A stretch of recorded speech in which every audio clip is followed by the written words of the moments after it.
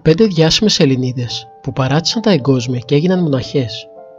Από τα φώτα της δημοσιότητας στο μοναχισμό και την απόλυτη αφοσίωση στο Θεό, γύρισαν την πλάτη στην καριέρα τους και έγιναν μοναχές. Ναταλία Λιονάκη.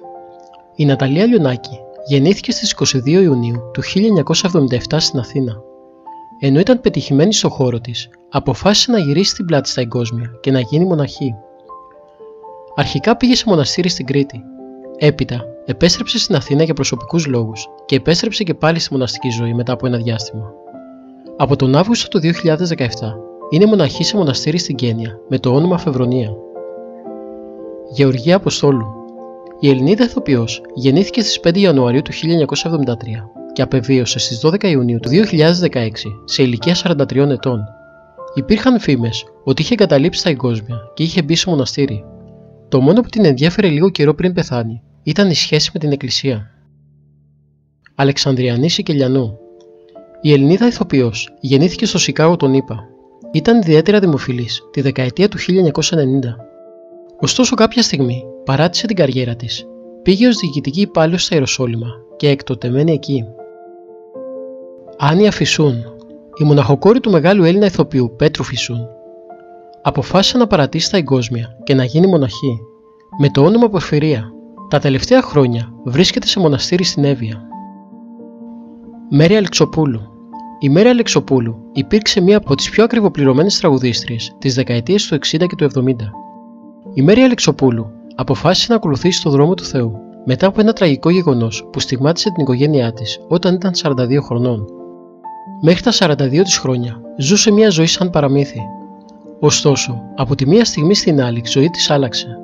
Ένα δυσάρεστο γεγονός, ο πρόωρος θάνατος της 18χρονης κόρης της σε τροχαίο δυστύχημα, την έκανε να καταλάβει ότι όλα είναι μάταια και κάπως έτσι οδηγήθηκε σε έναν άλλο δρόμο, αυτόν του μοναχισμού. Η Μέρη Αλεξοπούλου μεγάλωσε στο Περιστέρι. Δούλεψε μεταξύ άλλων στην Παλιά Αθήνα, στο Κάστρο, στο Βράχο, στα Δειλινά και στα Αστέρια. Με τους Πουλόπουλου, Βογιατζή, Φίλιππο Νικολάου, Ρόμπερτ Βίλιαμς, Μπέση Αργυράκη, Μεταξόπουλο, Κατσαρό και πολλούς ακόμα. Έκανε τη δουλειά της και έφευγε από το εκάστοτε μαγαζί, γιατί της άρεσε η ησυχία. Δεν κάπνισε ποτέ και δεν της άρεσε καθόλου το αλκοόλ. Το 1984 η Κωνσταντίνα μου ήταν 18 χρονών, λίγο πρωτού φύγει για να σπουδάσει πολιτικές επιστήμες στο εξωτερικό. Ένα πρωί πήρε το αυτοκίνητό της από το σπίτι μας για να πάει στο μαγαζί της Κηφισιάς. Στη στροφή της Αγίας Μαρίνας στο Κοροπή έγινε με τοπική με κάποιο φορτηγό. Ήταν ακαριαίο. Εκείνη την ώρα δεν έβλεπα μπροστά μου. Ανέβηκα στον καναπέ και πήδαγα μέχρι το ταβάνι. Τότε βγήκα στη βεράντα μας και από ένα σύννεφο ξεκίνησαν να πέφτουν σταγόνες. Χοντρές, δεν μπορείτε να φανταστείτε. Και εκείνη την ώρα γυρνάω στο Θεό και του λέω: Θεέ μου, κλαις και εσύ μαζί μου. Από εκείνη τη στιγμή και έπειτα πήγαινε συνέχεια στην εκκλησία. 2 χρόνια αργότερα αποφάσισε να πάει σε ένα γέροντα και να γίνει μοναχή.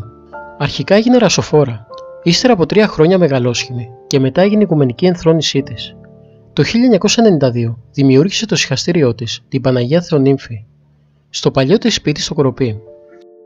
Πριν χρόνια σε συνέντευξή της είχε μιλήσει για τις δυσκολίες που αντιμετώπιζε. Έχω πολύ αγάπη από τον κόσμο. Το μόνο κακό είναι ότι ζω πάρα πολλά χρόνια εντελώς μόνη μου εδώ στο μοναστήρι.